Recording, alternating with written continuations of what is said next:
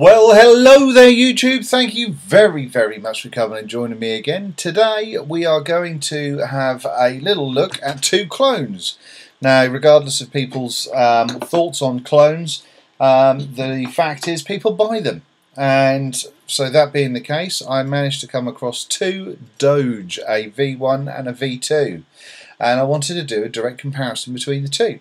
If you're anything like me, I have purchased clones in the past and thought this is so damn good that I wanted to go out and buy the real thing. Equally, I've bought some that have outperformed the real thing. So all in all, this is what we're going for. The V1. Oh, there we go. Just the V1 there. And the V2. Dun dun. Two very different animals, two very different beasties, but let's see how they perform.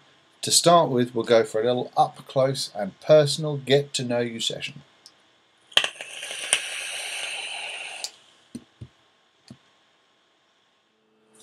And here we are with the get to know you session. What you'll see here, this one is the Doge V1, and this one is the Doge V2 with the little doggy doing the little peace sign, or a number 2. Alright, so let's have a little look and split these puppies apart and see what we've got. They're both 3-piece. So the top cap on the Doge 1 has got the heat sinks on it, which do rather a splendid job, but it does increase the size of the chimney, obviously. You've got your airflow controls, so for dual coil, and single coil. Single coil is a lot smaller, but it is there. And there's a lot of weight to this as well. And if you see underneath there, that's coned quite nicely. So that coning always helps with trying to get a wee bit more flavour coming out of the puppy. Have the puppy. It's a Doge. Hey, I tell you. Right. Let's see if I've knackered the thread on this mod. Oh no, that doesn't like going in straight. Right. Okie dokie. So here we've got the deck. There's the sleeve, obviously. Just got the air holes and the doggy, and there we have the deck. Now we'll see in a little while the difference between the two decks, and there is quite an important, quite a large difference. Now this one does have round based centre posts, and this one does spin. Try tightening it up. You see that I've had a bit of a go at that, and it was having none of it. But end of the day, like we said, it's a clone. So that's the V1 broken apart, and this is the V2. Unlike the V1, obviously you've got the built-in drip tip, this big bad boy, and you really can see all the way down into that. So if we pull that apart, ah, you bugger. Okay, so once again you've got the two large holes for the dual coil, and that is the single coil hole. Now what I've got to find out is if that is the same on this clone as it is on the regular, because that should obviously be further around there if you wanted an easy single coil mode. The little hole there is an air injection hole, so you've got these ones that are going to be cooling your coils and bringing up the vapor, and this little injection hole is supposed to be able to suck in a bit more air to cool down your stream of vapor. It does fuck all, but there we go. The idea, just taking these this apart now. The idea that the drip tip is built into this sucks, in my opinion, and I'll show you why in a moment. But yeah, I'm not a fan of that at all. It's nice to be able to change out your drip tips. You can have Delvin drip tips, you can do whatever you like to it, but this does force you to stick with that and that alone. Okay, so this is the build deck on the Doge 2 clone. Just as the original, you'll see that it has got much larger post holes. Let's have a little look at the size on these. Run out of battery on my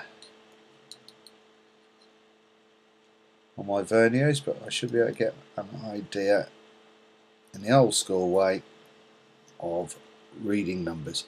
Yeah, so that's reading at 3mm. So 3mm post hole there.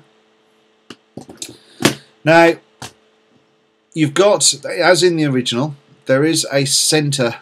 The centre post is actually in a square seating, so it doesn't spin, which is brilliant. But unlike the original, you are stuck with the copper post. Or at least I was when I got this one. I don't think I have the... Actually, let's have a look. Blue screwdriver. Yeah, and just wire and wick. So yeah, you are stuck with that copper. So if you're one of these people that don't like the copper centre post, this one's not for you. However, like I say, you've got those massive holes in there, which is brilliant to enable you to get some really intricate big old builds going on there, getting your Claptons in, getting your mega twisteds and thick old gauge stuff, which is super. But your build deck is a lot smaller. If I compare that to the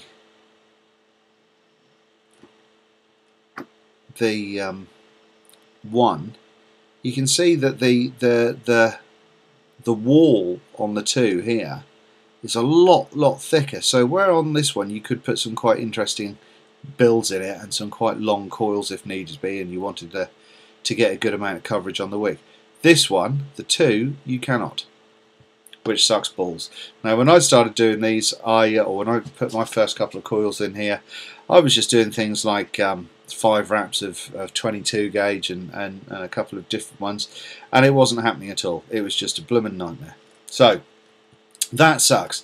The other thing is, and I think this is possibly because it's the clone rather than anything else, if you have a look and see on this post right here, the spacing between that and the centre post is fine, but if you look at spacing between this one and the centre post, and it's a lot closer, and this actually looks like it's been bent in a little bit. I don't know if I can show you. You see what I mean? And the reason that's happened is because on this top cap, once the how's your father? The sleeve goes over there. Okay, that's one thing. Now look how close we are to the sides of the walls, but look how thick that top cap wall is as well. So when that then goes on top of there, if I can show you if you'll see it, but it is super close to that wall now, super close. That one especially. In fact, that negative is just about touching that wall. So once again, this could be down to the fact that it's a clone, but these massive great screws, I like flathead screws to tighten down your coils with, but in this instance they're not working due to the thickness of this top piece, which is a nightmare. Anyway, I'm now going to coil them both with exactly the same coils, and we'll have a look and see what the differences are. And welcome back. Thank you very much for going through the up close and personal time with us. What I've done now is I've built 2 coils, exactly the same. They are 7 wrap, 7 or 8, can't remember, 7 or 8 wraps of 26 gauge a side over a 2.5mm screwdriver, and they're both coming in at 0.34, which is a shocker that I managed to do 2 things right. Now in the Doge version 1, it is absolutely evident that the build deck is bigger. You've got more space to play with there with your wicking, and that certainly helps, as opposed to the V2. that does have a lot closer deck. You can see there's a lot more of the sort of the plinth, if you like. Now the juice well is a little bit deeper on the V2, but it's not as wide. And given the choice between width or depth, if you had to choose one, I would go for width every day of the week. Anyway, what I'm using is I've got some Venom Vapors Dillinger on a 3mg, and the reason I'm using that is because I want to see what the difference in taste is between these two bad boys. And I know what Dillinger tastes like in things like my Delta 2 and so on. So we're giving that a good old go as a easy comparison. So what I'm doing is I'm just lining up the air holes with the coils. I'm going to go for half open, half closed, and we're going to need a drip tip here. Let's have a look at that one. I'm going to use a Signature Tips Delrin drip tip. Actually, no, I'll still use the Signature Tips, but I'll use a little. These are the little stumpy Delrin adapters, which allow you to still put a normal drip tip in there. So if you wanted to have a Delrin sort of heatsink, these are cracking little things. But also they're a nice wide bore just to have on their own. So we'll pop that on there. In you go. Now the Sigelli is at 35 watts at the minute. So let's have a little toot and see what we're like.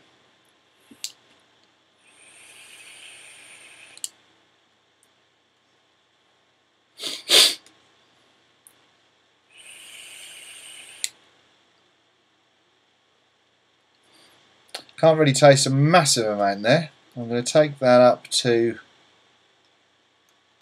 50 watts. Any second now. Okay, 50 watts.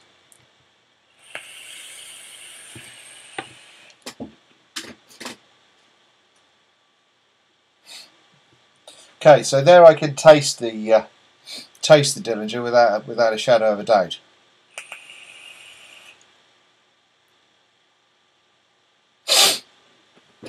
Yeah, I'm going to close the air hole up just a touch more. So we're showing kind of that kind of level on the old air hole at the moment. Both sides, obviously.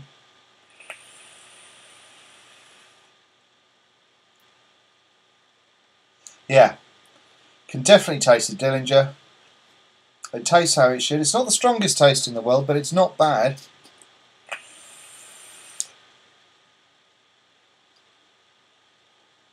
Yeah, that tastes okay. That tastes okay. Alright, we'll go for one cloudy one because the just top up on the old juice on that one. So we've got a comparison with the Doge 2. Okay, so air holes are wide open on both sides.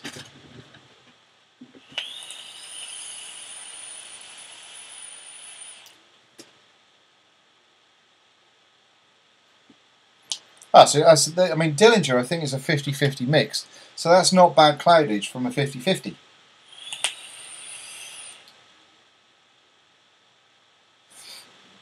And that still is at 50 watts, boys and girls. So there's a little bit of heat on the barrel, and a tiny amount. It's just a little bit warmer than room temperature on the heatsink. But all in all, that's quite a pleasant vape. I quite like that. If I turn that right down again, yeah, it's a good taste. So it clouds and the taste is good. So we'll take that one off. Let's have a sip of squash.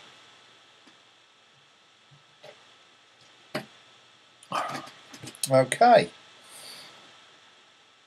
Now I'm putting the V2 on the Sigelli.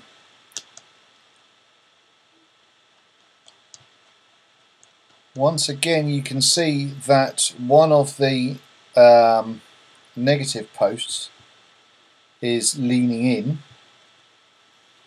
You see that?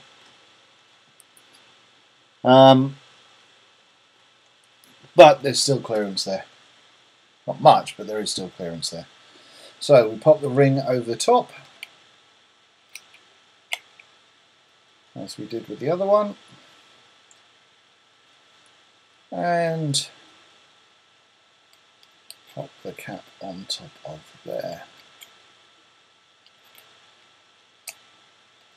Now straight away there was a little bit of resistance in there.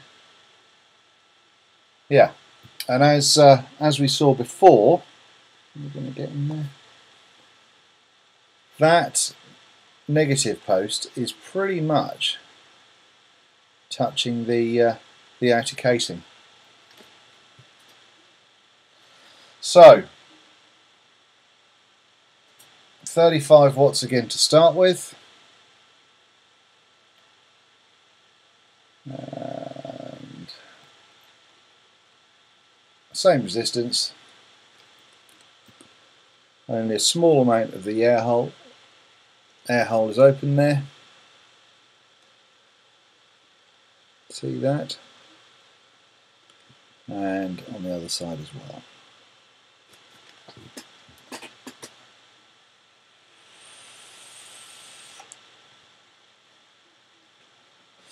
Now, because it's got the drip tip on it, because it's got the wide drip tip, it is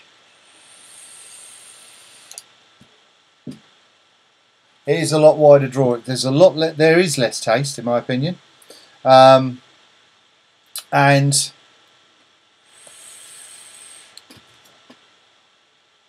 even with that small amount of airflow, that's still more for clouds than it is anything else at 35 watts. So we'll pop that up to 50, the same as we did with the other one. Well, still on the same reasonably closed air hole.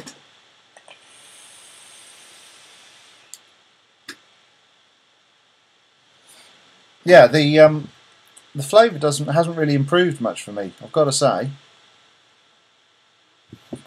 It doesn't really make that much difference. Right, a bit more juice in there. It's a lot easier to drip straight down the hole, obviously, with that. But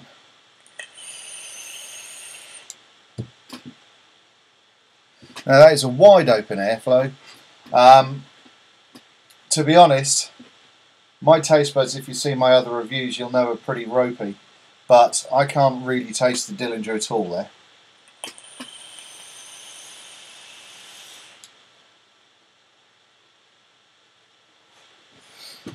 Cloud Central, mind. But, yeah, I can't taste the Dillinger. So, all in all, my thoughts. Taste, V1. Posts, although the V1, when I built this one, it did spin. That centre post did spin. It is a clone, obviously. But it span, which is a pain in the ass. But I prefer vaping on this. It's a cooler build without a doubt. On this one, when I first got it, on the V2, I did do a bigger build. I used 22 gauge, and there just wasn't the space in there for it. Can you see in there the actual coils? How close they are to the sides? So I've got to get my right from left sorted out. Yeah, there's just not really much to play with at all. So if you're using a smaller gauge, this is the annoying thing. Smaller gauge wire fits better, but it's got the post holes for really large gauge wire. Don't get it.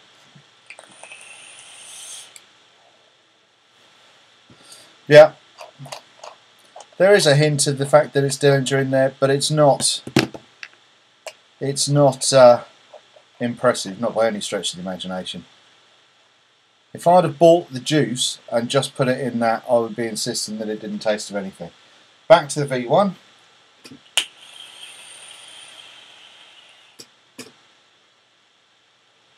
Yeah, there is definitely more taste going on with the V1. The V2 is still warm to the touch all the way to the end of the drip tip. And also, I pointed out the bottom cap in the up closely of the V1. That's the top cap, or the bottom of the top cap of the V2.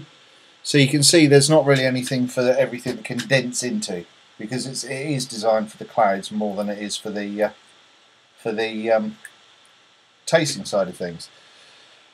The drip tip still annoys me. It's when I've put the bigger builds in that I've managed to shoehorn in and gone up wattage, that got hot very quickly indeed.